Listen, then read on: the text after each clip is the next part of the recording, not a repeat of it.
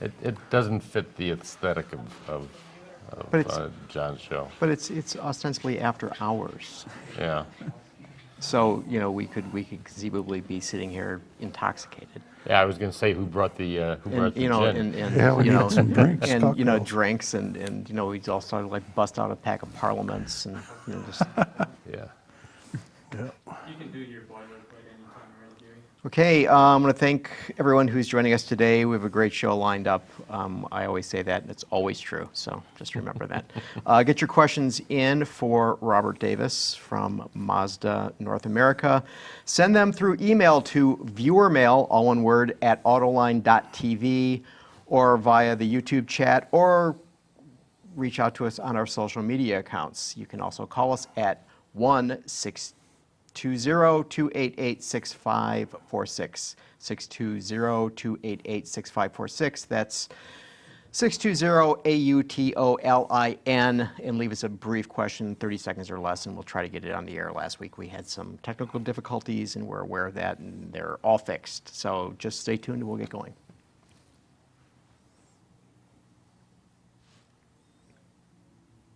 Eventually.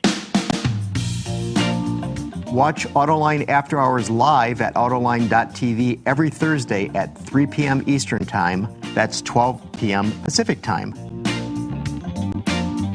You can subscribe to this podcast for free by searching for Autoline in iTunes, Stitcher, or on YouTube. Autoline After Hours is brought to you by Bridgestone Tires, your journey, our passion. Lear, a global leader in automotive seating and electrical systems. And by Hyundai, better drives us. Good afternoon, everyone. Thanks for joining us. As you can see, John is not here again, but Dr. Data will be back this week. He wasn't here last week, so he'll be joining us. We've got a great show. Robert Davis from Mazda. We'll speak to him in a moment. But first, Todd Lassa, Automobile Magazine. Now, Todd, the last time I saw you, you were leaving Hall 9 in Frankfurt, and you're on your way to Hall 11 to go see what the BMWs are doing. And Yes. maybe we'll get to a little Frankfurt. I don't know, but it was a rather fascinating conversation. So Yeah. thanks for joining us. Thanks for having me, Gary. And we've got Mike Austin back. Mike Austin, who is the digital content editor over at Hagerty, and he's got his very nice Hagerty shirt that has a little logo, which is a 4-speed manual transmission.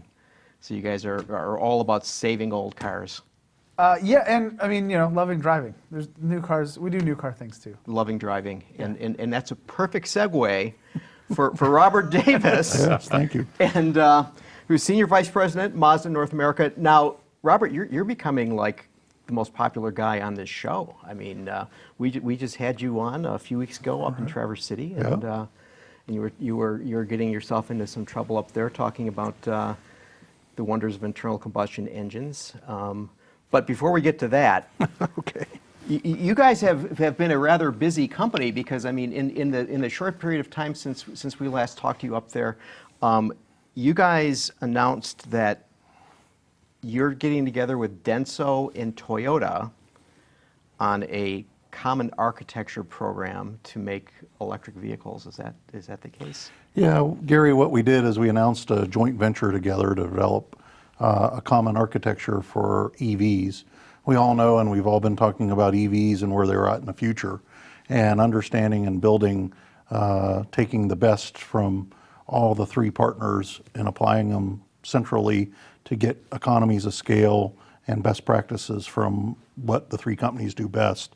We thought it was a great idea, and that got announced just a few days ago. Mm-hmm. So yeah, one of many announcements since Traverse City. Yeah, and then before that, it was an announcement that you and Toyota are going to begin manufacturing together in the United States? Yeah, we announced a new manufacturing facility here in the U.S., which is a 50-50 joint venture, around 4,000 jobs. The location's still to be determined, but we're just excited about showing our commitment to the U.S. market from Mazda, and then showing and seeing Toyota's confidence in Mazda as a manufacturing partner. As you know, in Salamanca, Mexico, we already do joint production with Toyota down there. So again, taking the best of both companies and learning from each other. I thought it was interesting in the EV Common Architecture Spirit Company Limited that you guys were picked because of your product development skills. I thought that was fascinating. That's what you guys are known for being able to cleverly come up with things, and I think that you two would certainly agree with that. Yes, and I would too. There's something really interesting with Toyota combining with you guys in that, of course, they've done other joint ventures with Subaru BRZ, for example. But we all know about Mr. Toyota's interest in bringing more passion to his cars. And Toyotas, no question, have great reputation for quality and reliability, but they don't have the sort of, they don't appeal to enthusiasts the way Mazda does. So can you talk about that at all? Is there any... Well, I think Mr. Toyota saw that what Mazda was in the cars that we built were the cars that he liked. And he's an enthusiast. Yeah.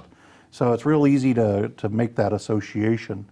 I think as they dug deeper, they saw the manufacturing and product development capabilities of Mazda, which was Gary's point, and realized how a small company has some advantages, has some disadvantages, we recognize that, but a small company has some advantages in how quick and how fast decision making can be made, and how purity of purpose is important in a lot of decisions that you make.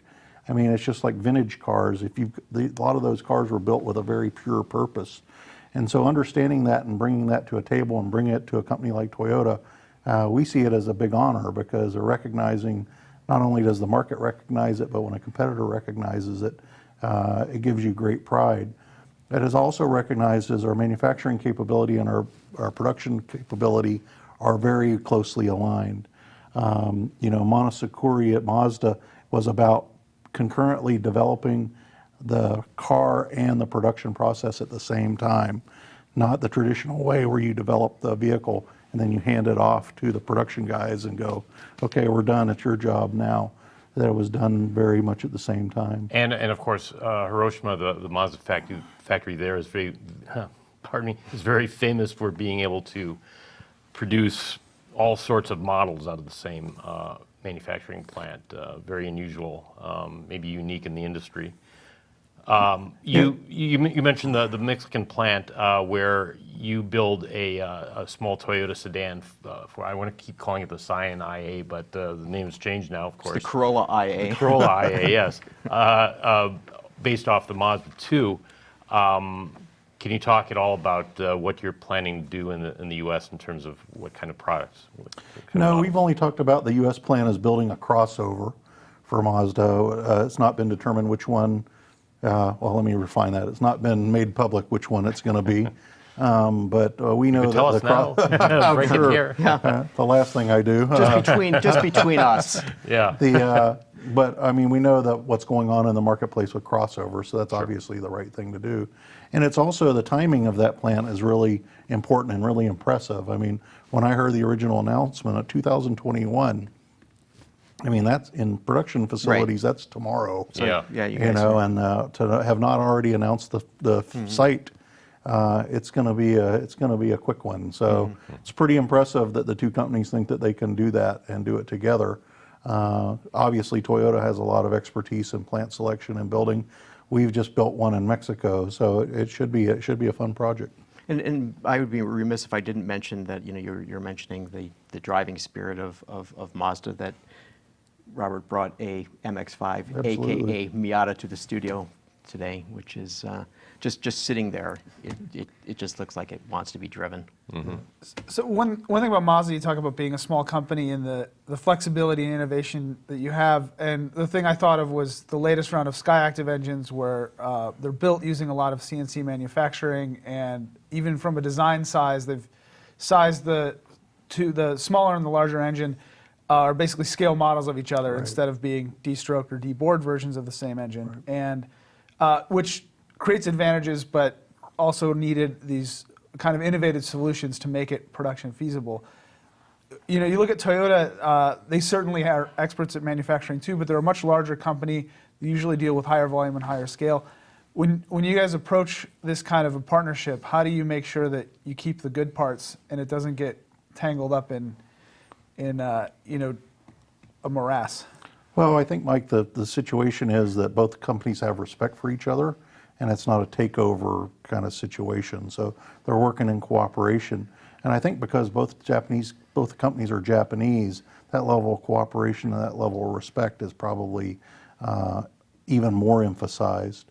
So I think what we've seen so far, just through our early days in this, is the two companies do have a lot of respect for each other, and they recognize the strengths of each. So your CNC example is a good example on engine blocks and cylinder heads. I don't know that that solution would work in that environment where it's making 1.2 million units for us today, and it would need to make 4 million units for Toyota tomorrow. Right. So I think the solution, it's a solution-based approach.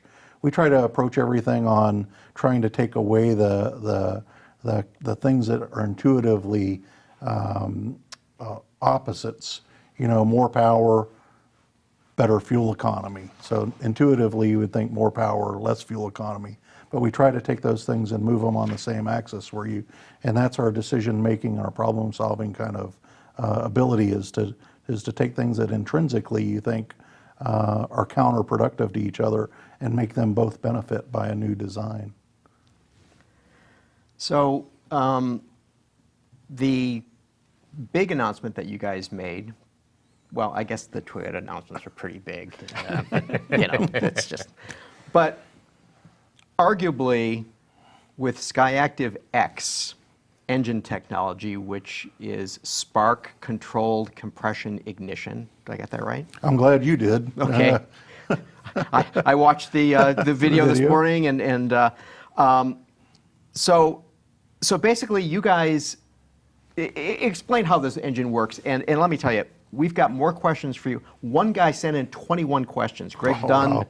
God bless you, 21 questions that you sent in about this, and we got a whole bunch more. So briefly, give us an overview of what this is. Then we're going to take a quick break, and then we're going to do the whole big deep dive into this. Okay. Well, first of all, go to Inside Mazda on Mazda USA. There's a great 4-minute video there that talks about the SKYACTIV-X. But basically, the engineers have been able to take what we view as the best technology in gasoline engines and the best technology in diesel engines and combine them. So X means a crossover between a gasoline and a diesel engine. And functionally, a normal gasoline engine runs at about 14-to-1 fuel-air ratio. So there's 14 parts fuel to 1 part, or 14 parts air to 1 part fuel. If you got a rotary engine, it's about 12-to-1. But the SKYACTIV-X is about 30-to-1. So basically, it's been able to take technology primarily through spark control, injector control, and valve control to effectively raise the compression ratio and raise the fuel-air mixture to have an ultra-lean compression or ultra-lean combustion moment. And the difference between it and HCCI is it uses a spark to control that moment, because the external factors of HCCI move too slowly. To be able to have a spark control the explosion in the chamber, whether it's charged heavily or charged lightly, is the key and the differentiator between Mazda with SKYACTIV-X. So we see it as having around 20 to 30% more fuel economy, to delivering all the good things that you recognize in diesel engines, great mid-range torque, all the good things that you see in gasoline engines, great responsiveness, quiet, those kind of things. And we think it's the next step in internal combustion engines. As we talked about the last time we were together at Traverse City, we don't believe the internal combustion engine is dead. We still think it has more life, and that we want to improve that as we go forward with our technology. Okay, so I'm going to slide in a quick question here from Mike from San Francisco. Says SKYACTIV is impressive technology, but will it have a future in the world of EVs in 4 to 5 years? I believe it will, because I think if you look at all the infrastructure plans and all the discussion about EVs, EVs are part of the solution. EVs aren't the silver bullet. This solution is a bunch of different things. So I think SKYACTIV-X, along with layered, what we call a building block strategy of having great, efficient internal combustion engines, having other hybrid activity, having electric motors to assist them is the building block strategy. And the other thing is we feel strongly that technology should be available on all models, not just on one model. So this is something that we can put in every Mazda model, not just having an EV in a particular vehicle like a Mazda 3. Right. Okay, we're going to take a quick break, hear from our friends at Hyundai, and then we're going to be back, and we got a whole bunch we got to get to on the SKYACTIV-X. So take it away.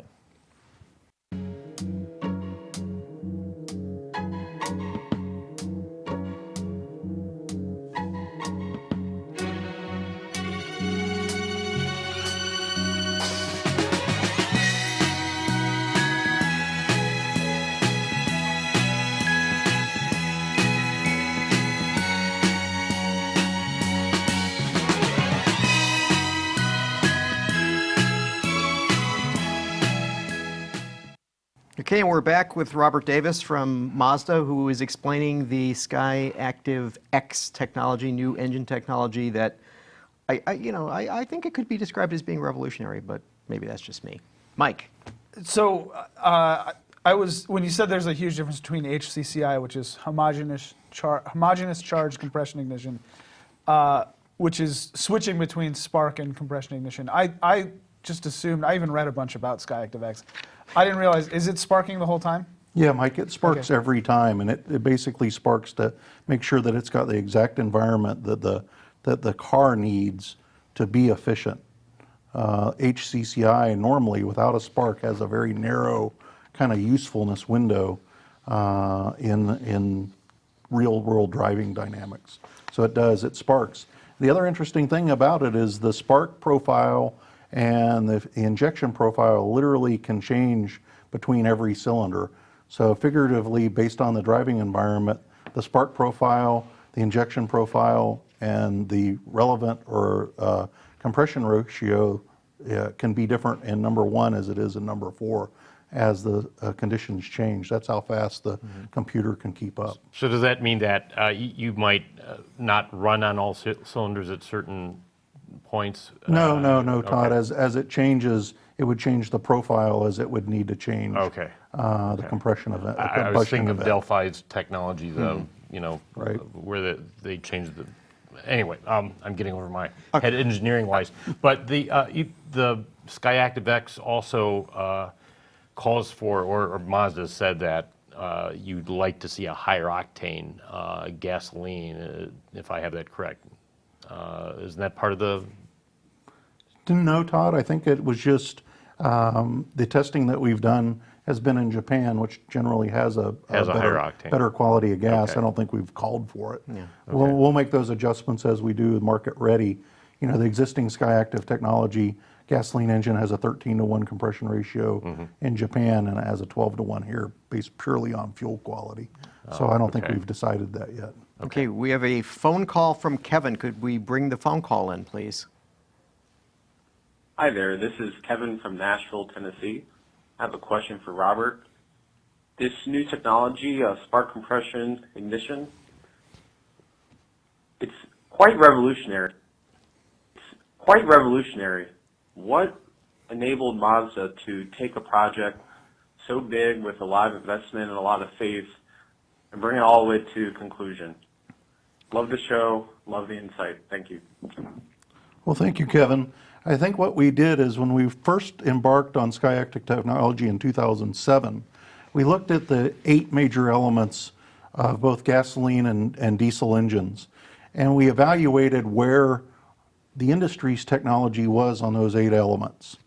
And then we said, okay, what are the easy things to fix or the easy things to change, and tried to decide and think differently to fix those 8 elements.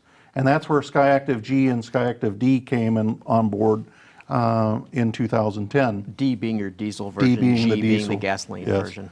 Then we always knew that we were ready, we knew we improved things, but we also knew that there was another level of improvement that was possible.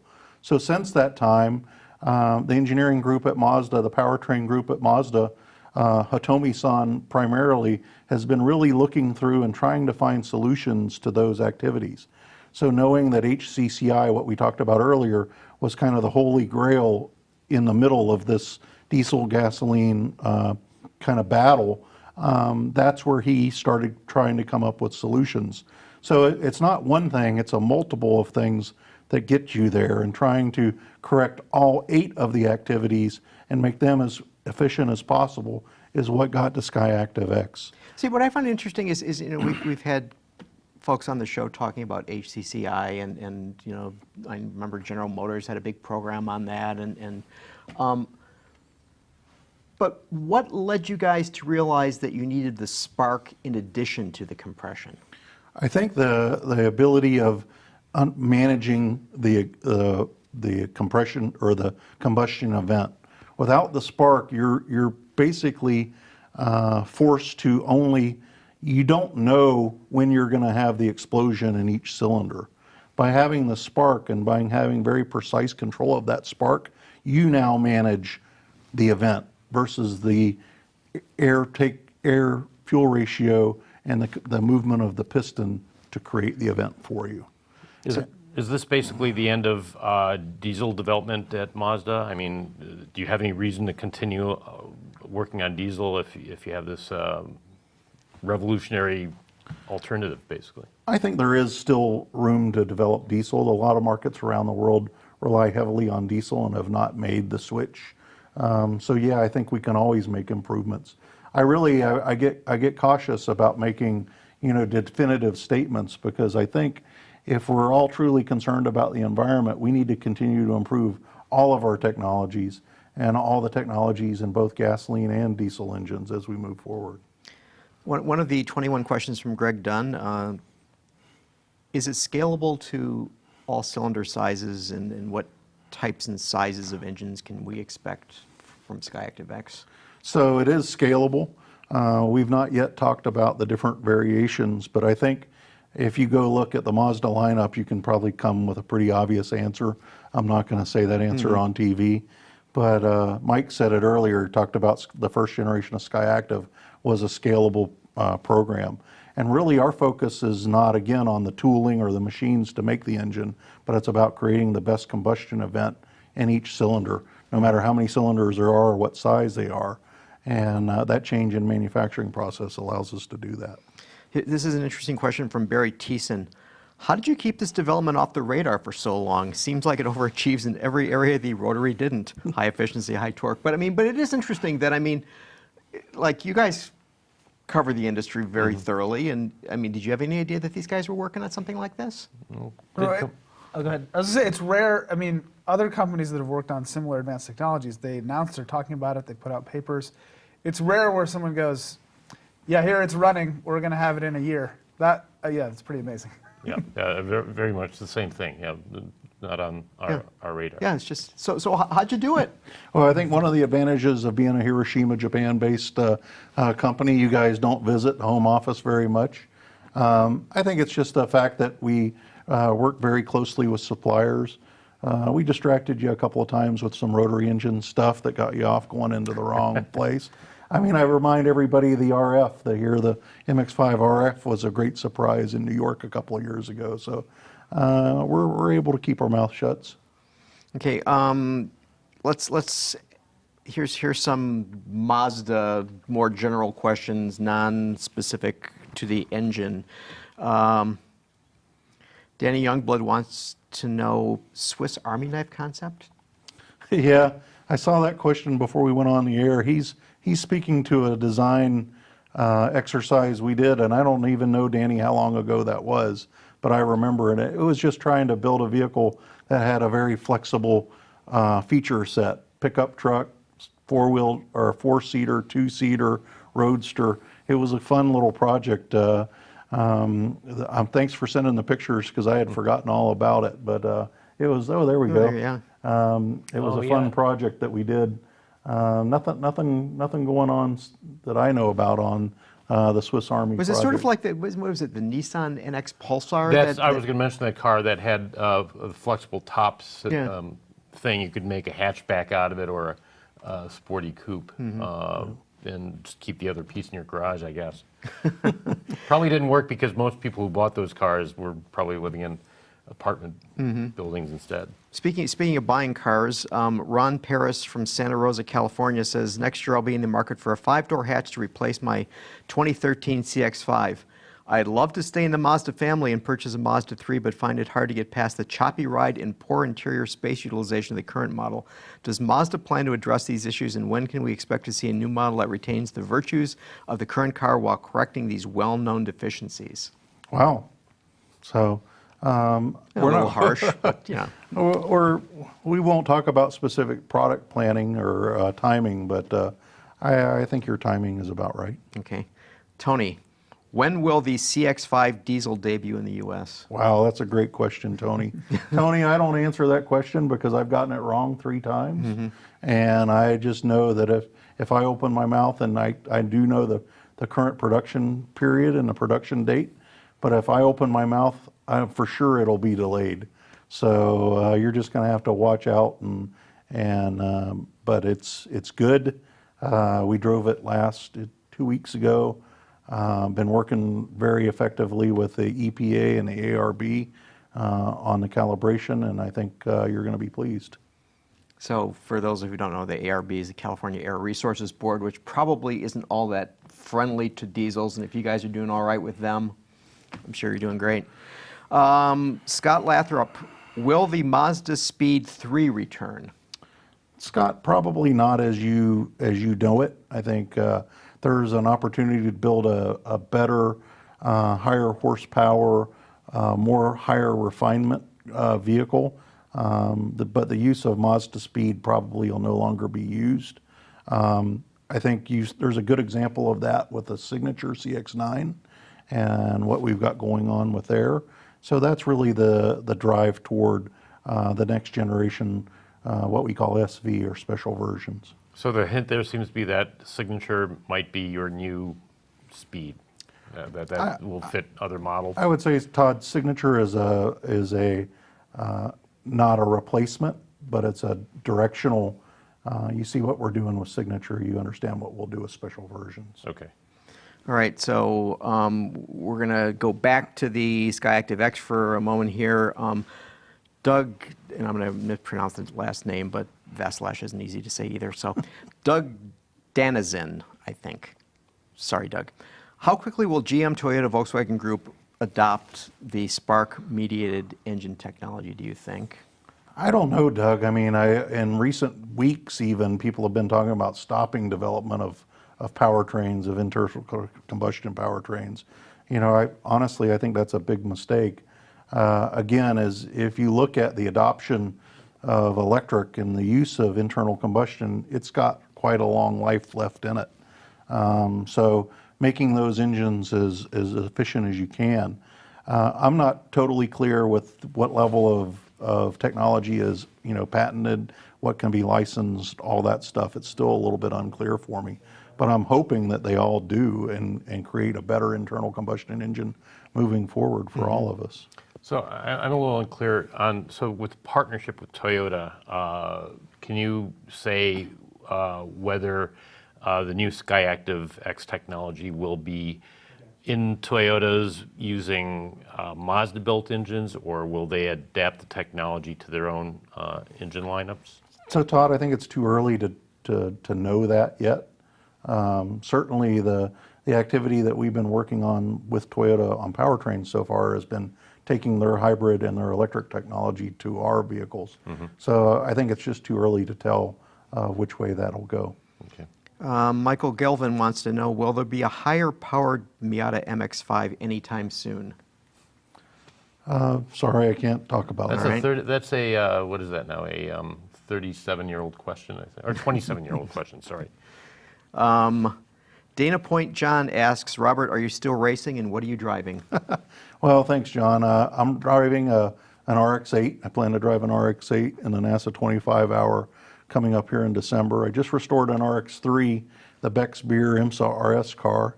And don't tell my wife, but I'm 8 months pregnant with an IMSA GTU RX-7. All right, so one of the things before the show that we were talking about, and an issue that is important to Mazda and is important to people, is important to the industry, and this is the Takata airbag situation where the airbags are not necessarily doing what they're supposed to be doing and that they need to be replaced. So tell us about that situation. Well, everybody knows that there's 42 million cars out there with Takata airbags in them that need to be replaced.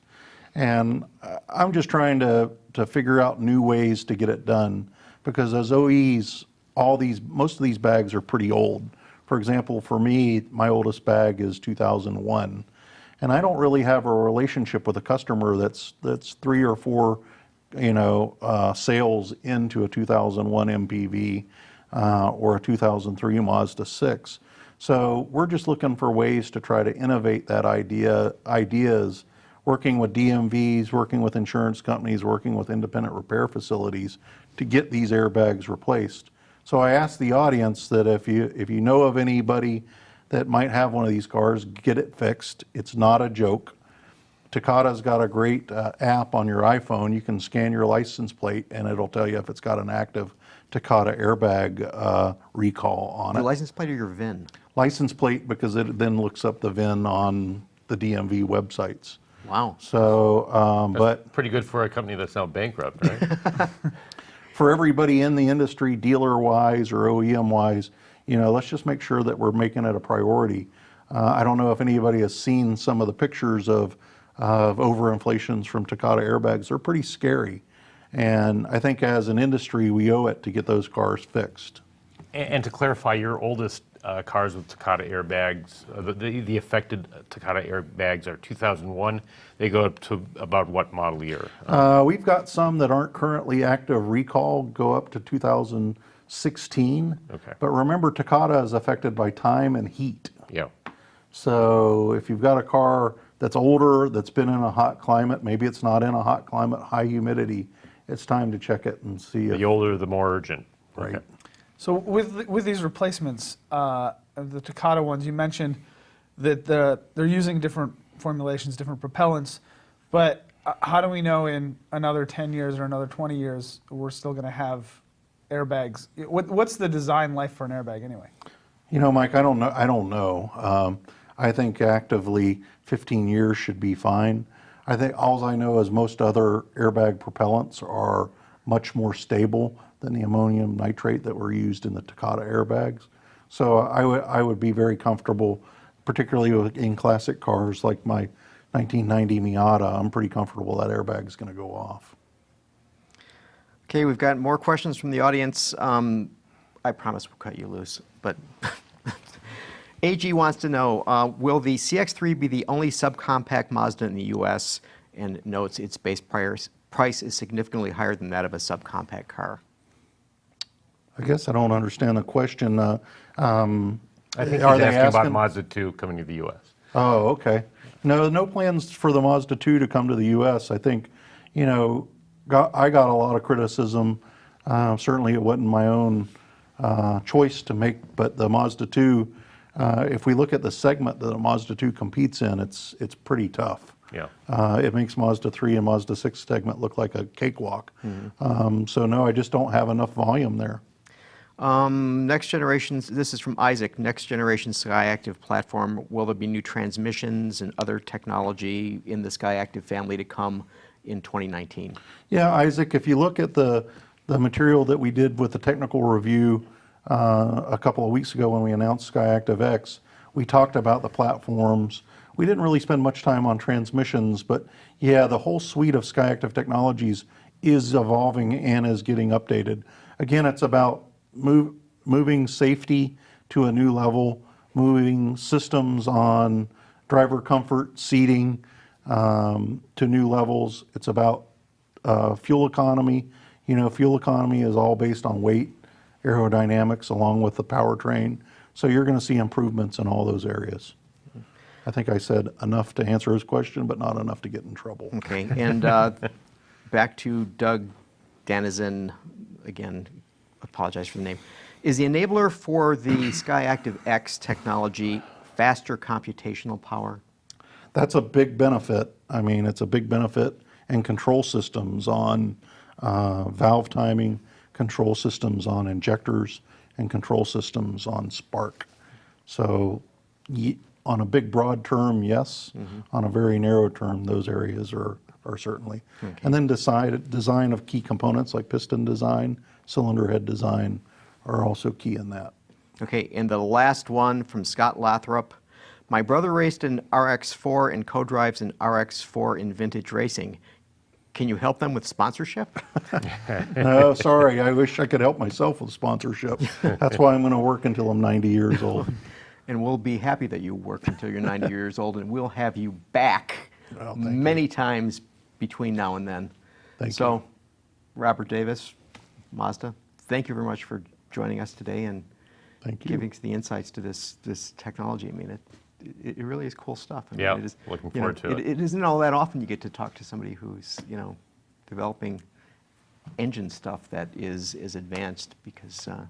And speaking of engines, can I get a quick one in? Since you mentioned the rotary concept from a couple of years ago being a kind of a diversionary tactic for us, the press, in the automotive press.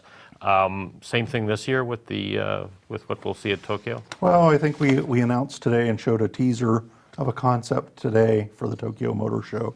And I think you're going to see in Tokyo that what we've always said is rotary engines are important to Mazda. They're an important part of our history. We consistently and ongoing develop rotary technology as we see the landscape going, and I think you're going to see that statement is true. I really enjoyed watching the GTU RX-7s race at Road America back in the day, so good to see that you've got that on. Yeah, it's going to be fun. Just don't tell my wife, she doesn't know yet. Okay. All right, Robert, thank you very much. And we're going to take a quick break and hear from Lear.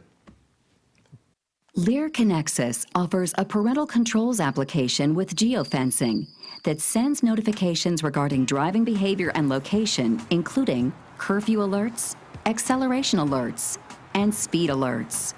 All delivered to a smartphone application that includes vehicle location, driver notifications, and a report card of driving history, including notifications when predefined geographic boundaries are crossed. For more information, visit Lear.com. Okay, and we are back. So this is the time of the show where we do the Dr. Data number, and you guys are both veterans of Dr. Data. Veterans or victims? I'd say veteran bad guesser. Yeah. This one, I don't know. I think you guys may get it. So Carmen, please bring up the first image. Okay, so that's 5.13 miles per hour. What could 5.13 miles per hour be?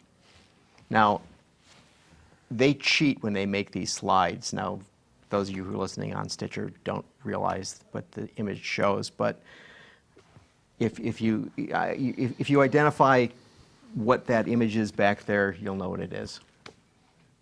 I was going to say, I already figured this has got to be some sort of average speed, probably to do with commuting. The picture is a pretty big hint. Todd, do you want to give me the guess, or you have something? Is that? All right, go for it, I Mike. would say that I'm guessing it's the average speed in London. It's the average speed in London. So, I was in London on vacation last week, and I saw this number, and it was astonishing. Now, okay, so basically 5 miles per hour is the average speed for someone to drive in a vehicle in London. Yeah. Okay, the average speed of a person walking is 2.5 miles per hour. Yeah. So basically, you're just going twice as fast as walking. And a bicycle would be 12 miles an hour. Yeah, 15 years ago, which makes me feel old, but 15 years ago I spent a summer in London, and there was a transit strike one day, and it was faster. Taking the tube was the fastest, but walking and skateboard was still faster than driving. And this is the thing that sort of strikes me is that okay, in the automotive press, we're always enamored by things like so Todd, to go back to the Frankfurt situation, and we were talking about the Mercedes AMG Project 1 1,000 horsepower vehicle. Yeah. Okay, so Formula One powered vehicle. yes, so when we see average speed of 5 miles per hour in a city center, a wealthy city, by the way, so people might have the money to with be a able good to- transit system. with Well, an- and Mike's wearing his Hagerty shirt with the 4-speed gear shift knob on it, which I think of Los Angeles as being the city that single-handedly is putting the death knell to the manual transmission. I mean, I've spoken with many people who say, well, I'd buy a stick shift, but I live in LA, why would I want to do that? You know, you're bumping along in first gear on the freeway to get to work. First, maybe second if you're lucky. So, yeah, I mean, London, this is going to sound very un-car guy-like, but I think we're ultimately heading toward large cities having very limited car access, and I think that may be a good thing. I think cars, you know, it just doesn't do any good to have so many cars try to get into a city like New York, like London, like San Francisco, or Los Angeles, or parts of Los Angeles. You couldn't ban them altogether, but you know, you're much faster moving using either public transit or walking or biking. Yeah, I think that's inevitable, and I think we're heading toward that. So speaking of that, so Jim Hackett, who is the president and CEO of Ford, went to Wall Street this week and started laying out Ford's vision of the future and its aspirations to become the most trusted mobility provider. And as part of the presentation, he showed things like e-bikes and other things. I mean, is it likely that we're going to be seeing more of this from traditional auto manufacturers where they're going to have alternative types of vehicles, or is that just a sort of a one-off or looks good for Wall Street? I think that was a smart move to get in the e-bike sort of thing. You know, whether the competition will do it or whether they'll let that go to you know, traditional bike manufacturers and traditional mass transit manufacturers, I think that's more likely. I think we're probably seeing an inevitable shrinking of the auto industry just in terms of, you know, we probably have, especially with China coming on board with all their new brands, you know, how many more brands can we have? I think, fortunately or unfortunately, we're in for a change that would seem like a shock if we could predict what it's going to be like in 2030 or 2050, but it'll happen gradually, and we've already seen a lot of brands go away in the last 20 years or so, and you know, transportation is changing, and autonomy is inevitable, and that's going to change our enthusiasm for the brand. We'll all be all the automobile and all the other magazines will be like Hagerty's magazine, just writing about old cars that you can drive. Oh, and, you know, I think it's smart hedging, you know, because they're prepping for, we need to maybe make things other than cars or be known for things other than cars. But I don't know if that, with autonomy, going back to congestion, right? We're not solving the issue of people driving singularly in cars. Autonomy offers some things where, okay, maybe you have carpooling, maybe you have closer traffic spacing, but the fundamental issue is there's too many people driving, you know, a four-person car with one person in it, and autonomy doesn't solve that. So maybe we're going to have that iPhone moment where the whole market changes all of a sudden. I agree with Todd, it's probably going to be more gradual, but an e-bike prepares you for, I don't think autonomy is going to cause that change, but autonomy could force the issue where you go, these roads are so crowded that all of a sudden, you know, maybe people do abandon it en masse and get into bikes and get into transit and move closer to where they work. Well, you know, one of the things I was wondering about is that, okay, if we go back to the beginning of Henry Ford developing the Model T and all the variations that he made off the Model T. And give Ransom Olds some credit because he was a little bit ahead of that, but didn't do it at the same scale. But I'm talking about in terms of use your Model T as a tractor, use your Model T to you know to put a belt on it to cut wood, and on and on and on. So we've historically had a car that is capable of doing things that are far beyond our need.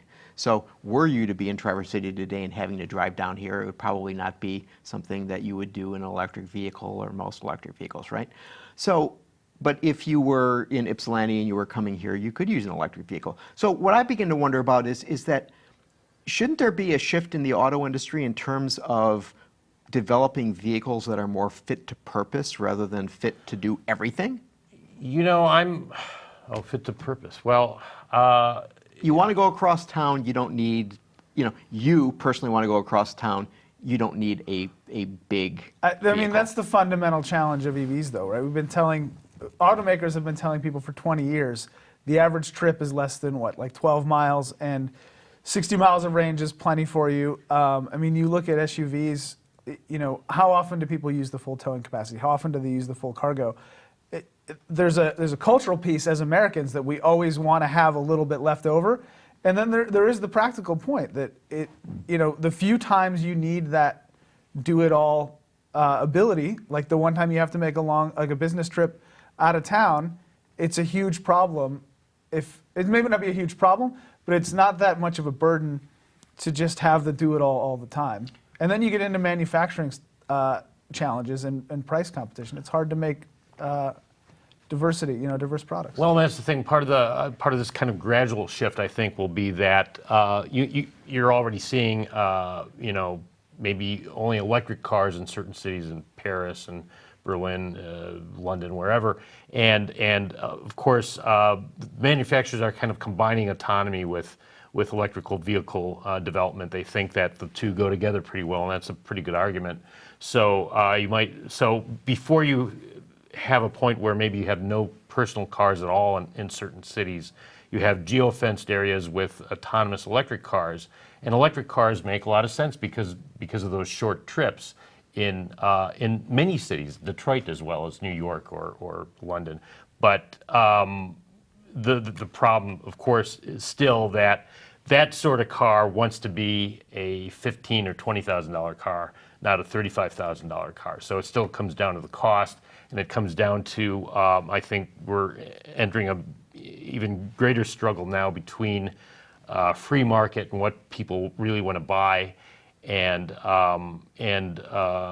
governments saying we need to do this, and the government that will basically determine that is China. They're going to run the whole thing as far as EV development goes, I think, and as far as getting more people in the EVs. Well, to that point, the EV in China, so earlier this week, General Motors announced that it will release 20 all EV cars within the next 5 years. 2023, yeah. So Kevin Fetty wants to know, will they source their batteries and motors from LG, basically as they've done for the Chevy Bolt, or will they go to somebody like Tesla? I mean, obviously there's battery constraint. Yeah, And clearly this play of doing some of these vehicles is to meet the mandates in China. But yeah. So what do you think? And, GM Mark Royce talked about a new kind of expandable or variable sort of platform for the second 18 of the vehicles.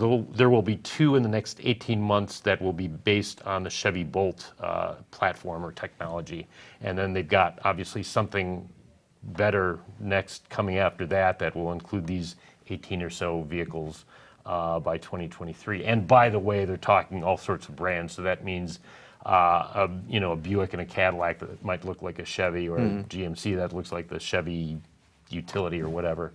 But I'd be surprised to see them buy it from Tesla, frankly.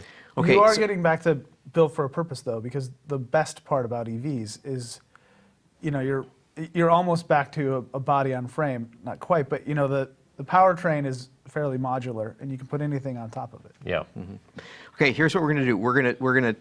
So last week's question we didn't get.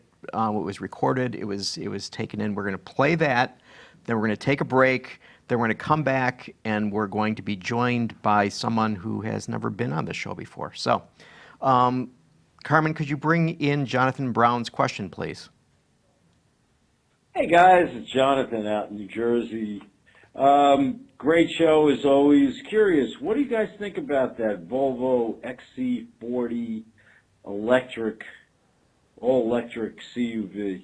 You think it'll be out before, the middle of 2018 in the United States for delivery? Or are we dreaming and it's 2019? What about Jaguar's I-Pace? And I don't know, maybe Mercedes electric vehicle. I got a deposit on a reservation on a Tesla Model 3 that I made April Fool's Day 2016, and I'm hoping to get it by the end of 2018. But if one of those other little CUVs comes up, I want to pick one of those up in addition to my Corvette. Let me know. Thank you. Great show. Do you know anything, Todd? I'd say, well, first of all, on the Tesla Model 3, I'd say it depends on where he's on the queue. The production is not going to go up very quickly. But Volvo, I'm not as familiar with that as the Jaguar. The Jaguar they're talking about released by the end of next year. You will see production versions at maybe LA or Detroit or something like that. But yeah, the Jaguar end of next year. That's probably going to be priced up against the Model X, and I think that could be a significant threat to that end of the Tesla line. I think we'll probably see the Porsche Mission E. Mission E, yeah, the Porsche sedan soon. We also have, and this was also at Frankfurt, the fuel cell Mercedes GLC class sometime in the middle of next year. Of course, that's fuel cells, which means you've got to find a hydrogen station, and there are maybe 3 in LA or something like that. But I think the 8th is National Hydrogen Day, just so you know. So just prepare, get balloons. Exactly. As far as the Volvo goes, I think I'm not sure, but I'd say more like 2019 instead of 2018. So okay, so we got to take a quick break. We're overdue for that. We're going to hear from our friends at Bridgestone. Appreciate their support. So Bridgestone, then we're going to have a surprised, not exactly a guess, but so Bridgestone. Okay, we're back. So Sean McElroy, this is your debut on Autoline After Hours. For people who watch Autoline daily, they see you on a most regular basis. Yeah. And but they've never seen you in this venue. And very cool to finally get a chance to be on. That's so for sure. So, have you gone through the hazing yet? Oh, of course. I mean, come on. Work with the dad and brother. Of course, you gotta get a little bit of razzing in there, right? Mm-hmm. So you got the opportunity to drive the Demon. Yeah. Tell us about that. Oh my gosh, what an experience! That car is amazing. I was fortunate enough. I had a Charger Hellcat to go out to drive the Demon, and then got in the Demon and did that. But what an amazing car. The acceleration on that thing is just unbelievable. To go from, as I said, the Hellcat to that, it was just, there are right, literally... This is 707 horsepower for the Demon, and the Hellcat is... No, the Hellcat's 707. Okay. The Demon, depending on what kind of fuel you have in the vehicle, depends. So we actually had the chance to drive down the drag strip on race fuel, so that meant full 840 horsepower out of the car. And then they also had a street one available for us as well, which was on premium fuel, which is 808 horsepower on that. So, 101 more horses than the Hellcat, and you can definitely tell. See, this gets back to my fit for purpose, see? So when you're faced with a drag strip, you probably want that car, right? Right. You don't want to drive that car from Traverse City. Or in London. Because you couldn't afford it. Because you don't want to drive it in London. Because gasoline is so expensive. Well, you might though, because the Hellcat, if I remember correctly, they've softened up the suspension so that it'll squat better at the drag strip. So it might act. How does it compare on the street, like driving around town? That was one of the cool parts. Is they are two completely different cars. The way they were set up for us to drive. And you change the tires out, obviously, and that's a huge part of that equation. Well, right, the whole Demon box, all the goodies that you get in there, that was on the drag strip for us. So, skinny front tires, no side view mirror, that sort of thing. They had all that stuff set up for the drag strip, and then the one for the street. And one of the things that kind of struck me is I heard some rumblings of people talking about, how can, is it safe to have an 840 horsepower car that someone can go out and buy and drive on the street? And I felt with the tires that come on the Demon, it is actually more controllable and easier to drive than the Hellcat is. So give us the result. What was your ET? What was your? They did not have the stuff set up for us, really? but there is on the in the infotainment screen, you can go through and they have an ET set up in there. And based on what the readouts were saying, getting down into about the mid to low 10-second range, which, I mean, even on a slow run, it felt like you were doing 12s down the quarter mile. It was amazing. And then they have all the line locks set up to where you can control the car and preload the tires, and it'll actually build up boost beforehand too. You can build up to 8 pounds of boost with the car as well. So you can really, I mean, I've never been in anything that pulled an entire full quarter mile the whole way. Was your face like this all the way? I felt like it was, you know, my smile might have been helping that too, but yeah, what a treat. Do So- they? so- do- oh, I I'm was gonna sorry. say, you just got back from driving something. Can you talk You know about what? it? Well, yeah, I can. It's not embargoed, and actually, It I got this is- trip before the Demon, so I could have gone on the Demon, but I was already committed to the Buick Enclave, And you're a Which does responsible not man. do, That's what I would say. which does not do low 10-second quarter miles. But it's a very nice, nicely done update. It's an all-new version of the Enclave that has been on sale for 10 years now, and also getting pretty pricey if you get the Avenir, which is close to, that's the old one, isn't it? It looks like, yeah, that's the old one. Got to find the new one. People are listening on Stitcher. It doesn't matter. Okay, all right. All right. Yeah. So this is the all new Buick Enclave. Enclave, right. So there's an all new Traverse. Yes, And then there's same an platform. all new Acadia. The Acadia is on a shorter, the Acadia has been shortened. So Right. this is a way to get a little more distance between the Buick and the GMC that often share the same showroom. That the Acadia can be had with a third row, but there's no extra cargo space behind that third row if you have the seats up. In the case of the Buick Acadia, I'm sorry, the Buick Enclave. There's a in the case of the Buick Enclave, it's a little bit larger than the model it replaces. The wheelbase is now 120.3 inches, I think, so it's about 2 more inches. They have an automatic damping system, a variable damping system in the available with the Avenir. They have a nicer interior. It's been upgraded. They still have some problems with like the door cards where you have the storage area. Map down below. pockets. Yeah, it's still a little cheap in terms of the plastic, but the leather is very nice throughout the car, and Buick quiet tuned it so it's got triple laminated glass, makes it quieter than the Chevy Traverse, which is the same platform.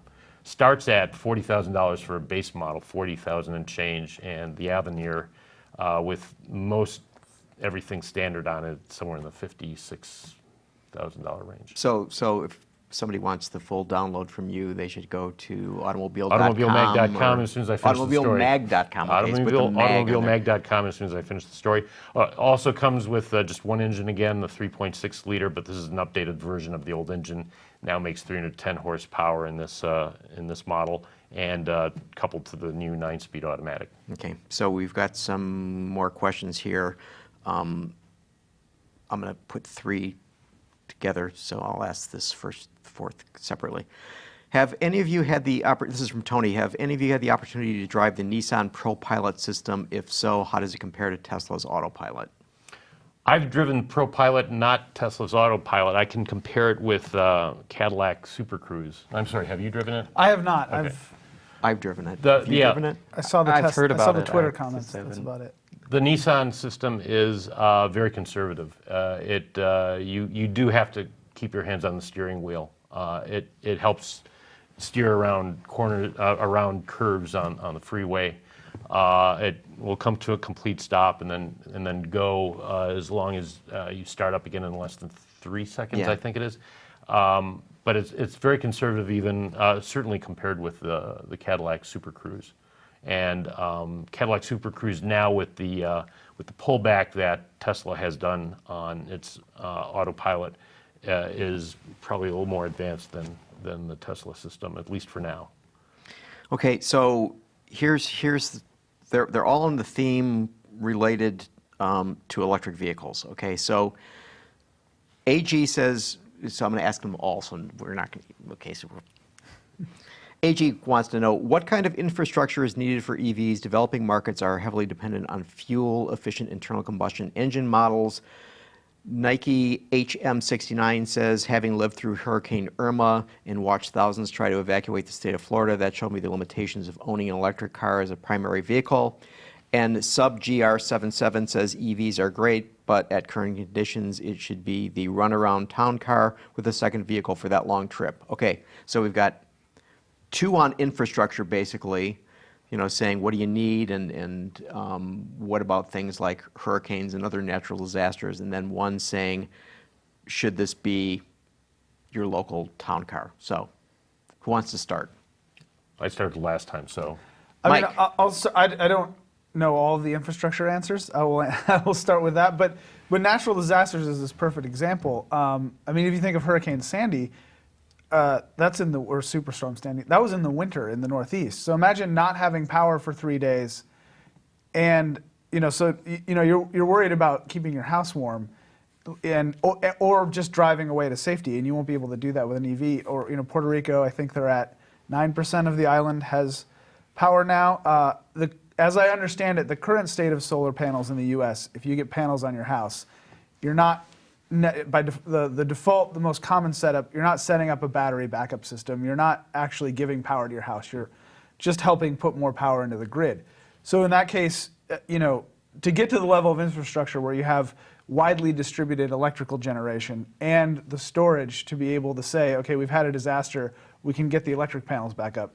It seems a long way off. Mm-hmm. It sounds like an argument for fuel cells, doesn't it? It does. Let's ship a bunch of fuel cell Toyotas Right. to Puerto Rico and have them power up the Yeah, I mean, it buildings. seems to be, this whole thing of like, gee whiz, if you have an electric car and the energy's knocked out, then you're screwed. Well, it seems to me that if you have an internal combustion engine car and you don't have gas in it, and the energy is knocked out, then you go to your local BP station and they're going to say, see ya. And if either electric or fuel cell or gasoline-powered car got drowned, it doesn't matter anyway, right? I mean, it may not start no matter what. I mean, going back to Puerto Rico, once they get the diesel to the island and get it distributed, everything's ready to go. That's going to be, there'll be trucks moving, or are trucks moving, way before they have the electrical grid back up. Mm-hmm.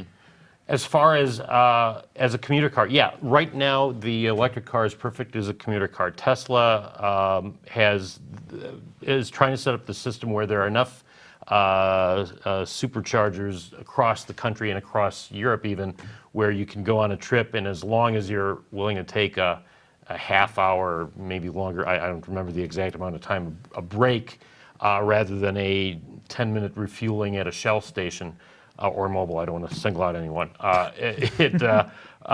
You can drive it cross country, but really these, at this point, are made for commuter cars, and that's why the price is a problem, even at $35,000. I spent a few days in a Chevy Bolt a while back, and because of its range, I didn't feel I had to charge it at my home at night, which because of my driveway is a little bit challenging, so I just I just charged it at the office where we have a charger, and I also used one of those things at the Dunkin' Donuts once just to try it out. And I felt very confident being able to drive it a couple days around town without worrying about whether it's fully charged up or not. Have you had any experience with EVs, Sean? Yeah, quite a bit. I mean, I would say that, there's still such a small part of the market, too, that, is there really great incentive right now to build up the infrastructure when they only account for such a small part? And then on top of that, the technology is changing so quickly all the time. If we build up this huge infrastructure for, type A EV right now, type B EV in the future, is it going to be able to use the same kind of charging? So there's also some politics involved. If you think about how hard it is now politically in this country to do away with coal-fired power plants, how the Clean coal, it's not a problem. yeah, well, how the Koch brothers alone are trying to help shape policy and shape politics in this country, for good or bad, no matter what you think about that. Think about the oil industry when the auto industry says, okay, we're ready to get rid of gasoline or diesel-powered cars. We're going to go to all electric. Well, you know, if there's an infrastructure there in 10 or 20 or 30 years, and the auto companies do that, the resistance by the oil industry, which still remains pretty strong, it'll be a challenge. It'll be interesting to watch. Completely anecdotal, real quick. It is popping up. So like Traverse City, where our home office is, they have EV chargers at hotels and in like city parking garages. And Traverse City is a fairly small town in northern Michigan. But by virtue of having a level 2 chargers there, it then unlocks it to people that are 150 or 200 miles away. So whereas before, Grand Rapids maybe, you might not get an EV because you have to make that trip or you want to make that trip. As soon as a remote city, as soon as those satellites start adding their infrastructure, it starts, you know, it enables people from other city centers. So Yeah, start connecting the dots. Yeah. So this is a popular topic, obviously. Joe Laszlo says the charging time on a Tesla for a road trip gets tedious after the novelty wears off. Only so much time you can spend in a Cracker Barrel parking lot. And he also says gas stations have backup generators. We were out of power for 4 days, and we were always able to get gas. Well, when there was that power outage in southeast Michigan, what was it, 9 years ago, that massive power failure, we didn't have gasoline. So not all gas stations have backup generators. And I may be the only one old enough here. Maybe you do, remembering the lines after the OPEC embargoes. Or after 9/11. Yeah. Same thing. Yeah. All right, so, okay, just really lightning round because I'm just interested in what you guys have to say about this, and then we'll honestly, we'll end the show. Okay, so September sales were really robust. Is that a consequence of the aforementioned hurricanes, or is there demand in the market? I mean, it broke an 8-month down streak and it went up. What do you think? Hurricanes or demand? I think a combination of the two. I think this is a temporary blip. I think we're going to level off again and stick around the 17 million roughly, which is still not bad. Mike? Hurricanes, the conservatism of Ford's new balance sheet, I think, is an example of how cautious everyone is. I'm with Mike on this one, hurricanes. I think it's Hurricanes. both, as Todd said, but I think largely hurricanes. So in October, if we have no hurricanes, and we hope that we have no hurricanes, it'll be a decline. I was reading that there's a one about to hit this weekend, coming off, starting in Nicaragua. So car dealers everywhere. But I wonder. So maybe you're both right about the hurricanes, but given how recent those were people able to get into dealerships that quickly and buy the cars? Yeah, with their insurance companies pay off for their. I don't know how quickly that happens when you've got a mass Right. payoff due, but I'll take your word for it. And we're talking about, we mentioned Tesla and part of the problems, and this will be the last thing, and then we'll leave. So Tesla, you mentioned this, Todd, about the Model 3 production being rather anemic. Yeah, well, and I suspect that the 266 built so far were pretty much hand built. Right. I think, yeah. Do you think that's going to change anytime soon? I've seen, there's a report today from Daily Kanban about these production pieces being built here. Was it a production line, basically? There's a stamping facility that's right. in. But the idea is that they're going to move that out that's supposed to go from here in Michigan to Fremont, California. From what I've seen and heard, the Model 3 assembly line isn't set up yet, and I've been saying for months now that I don't see how Tesla is going to come close to the production goals that Elon Musk has set 500,000 per year by sometime the end of this year or beginning of next year. That's way beyond what's really going to happen. Okay, final question to you, Mike. When are we going to stop talking about Tesla? When are we going to stop talking about Tucker? I don't know. It's always exciting. Even, bad news or good news, it could be the Model 3. If it doesn't get going. No, actually, no. Okay, sorry. It took me a while to get to it. We will never stop talking about Tesla because in the worst case scenario, someone will buy it and then we'll continue to talk about them. Okay. All right. With that, I want to thank you, Todd Lassa, automobilemag.com, yes. and buy the physical copy because Which is just called Automobile Magazine. Yeah, and I yes. think that physical it's better for your livelihood if they buy the physical copy. That said, I like print. I mean it's a better revenue. Yeah. Digital content manager of Hagerty. Now you guys have something that people can go online and see what you're up to. Yeah, if you go to Hagerty.com, we have a section of articles and videos where we're putting up stories all the time and videos. And we also have a magazine. Right now it's offered to, you can add on Hagerty Plus to your insurance, but we're working on something to spread it to more people. And you guys have quite a crew There's a scoop you got. quite a crew over there, right? Yeah. So tell us who some of the people are that I'm Larry sure. Webster, former editor of Road and Track. Aaron Robinson, longtime writer, well-known guy. Jonathan Stein, he used to edit Automotive Quarterly. He's been with Hagerty a long time, but an all-star crew. Yeah, you do have an all-star And crew there. a couple of my former colleagues, Yes.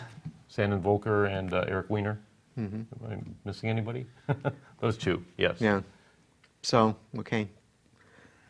Sean McElroy, people can see you tomorrow at noonish? At noonish, yeah. At noonish. Autoline.tv. Autoline.tv. So, thanks for joining us today. Well, thank you for having me. I It's, appreciate oh, it. wow, shaking the hands. Shaking the hand. You guys- put it out there. I had Oh, to shake the hand. That was just my gestures. Whatever. So anyway, okay, thanks all of you for spending, overtime with us, and we will see you here next week.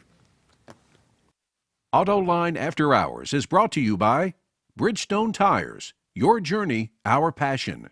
Lear, a global leader in automotive seating and electrical systems. And by Hyundai, better drives us. Visit our website, autoline.tv, where you can watch us live Thursday afternoons, get your daily news fix with Autoline Daily, and in-depth analysis and interviews with Autoline This Week. There's all that and much more at autoline.tv.